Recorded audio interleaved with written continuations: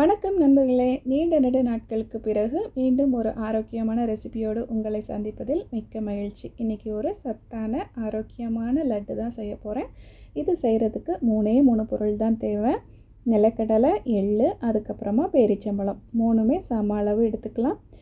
எள்ளும் நிலக்கடலையும் தனித்தனியாக பேனில் போட்டு நல்லா பொன்னிறமாகிற வரைக்கும் வறுத்து எடுத்து நல்லா ஆற வச்சிடலாம். பேரிச்சம்பழத்தில் உள்ளே இருக்கிற கொட்டையை நீக்கிட்டு இது போல் எடுத்து வச்சிடலாம்.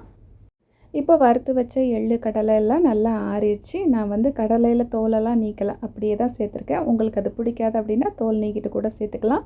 இதை அரைக்கும்போது பல்ஸ் மோடில் தான் அரைக்கணும். ரொம்ப அரைச்சிடக்கூடாது. அதுலேருந்து எண்ணெய் பிரிஞ்சு வர அளவுக்குலாம் அரைக்கக்கூடாது. நல்லா கொரப்பாக இந்த மாதிரி பவுடராக இருக்கிற மாதிரி அரைச்சிக்கணும்.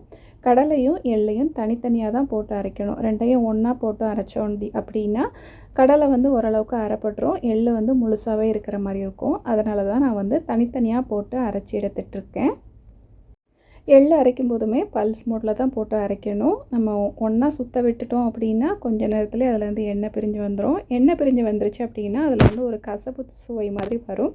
சாப்பிட்றதுக்கு அந்த அளவுக்கு நல்லா இருக்காது. இது மாதிரி பவுடர் போல் அரைச்சிட்டோம் அப்படின்னா சாப்பிடும்போது ரொம்ப கசக்காது, டேஸ்ட் நல்லாயிருக்கும்.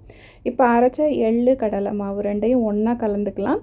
கலந்துட்டு இந்த மாவை மறுபடியும் நம்ம மிக்ஸி ஜாரில் போட்டுட்டு எடுத்து வச்சுருக்குறோம் இல்லையா டேட்ஸு, அதில் பாதி போல் எடுத்து இது கூட சேர்த்துக்கலாம். சேர்த்துட்டு இதை அரைக்கும் போதும் மறுபடியும் நம்ம பல்ஸ் மோடில் தான் அரைக்கணும்.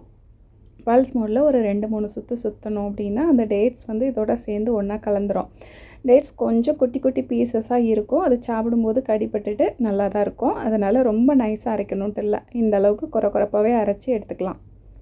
நம்ம அரைக்கிற மிக்ஸி ஜாரில் கொஞ்சம் கூட ஈரப்பதமே இல்லாமல் நல்லா காஞ்சி ட்ரையாக இருக்கிற மாதிரி பார்த்துக்கணும். அப்போ தான் நம்ம செய்யக்கூடிய லட்டு கெட்டு போகாமல் இருக்கும். இப்போ நம்ம லட்டு செய்கிறதுக்கு கையிலையுமே நல்லா ஈரம் இல்லாமல் நல்லா ட்ரையாக இருக்கணும். அப்படி இருக்கும்போது நம்ம நல்லா டைட்டாக இந்த மாதிரி எந்த சைஸுக்கு வேணுமோ அது மாதிரி உருண்டையாக பிடிச்சிக்கலாம். அவ்வளோதான், லட்டு ரெடி ஆகிடுச்சு. இது சின்ன பிள்ளைங்கள்லேருந்து பெரியவங்க வரைக்கும் ஒரு நாளைக்கு ஒரு லட்டு தாராளமாக சாப்பிட்லாம். மூட்டு வலி முதுகு வலிக்கு ரொம்பவே நல்லது. இது ஒரு நல்ல ஏர்டைட் டப்பாவில் போட்டு ஸ்டோர் பண்ணி வச்சோம் அப்படின்னா 1 மாதம் வரைக்கும் கூட கெட்டு போகாது, நல்லாயிருக்கும். இது போல் ஆரோக்கியமான லட்டுவை நீங்களும் உங்கள் வீட்டில் செஞ்சு சாப்பிட்டு என்ஜாய் பண்ணுங்கள். மீண்டும் இதே போல் நல்ல ஒரு ஆரோக்கியமான ரெசிபியோடு சந்திக்கிறேன். அது வரைக்கும் நன்றி.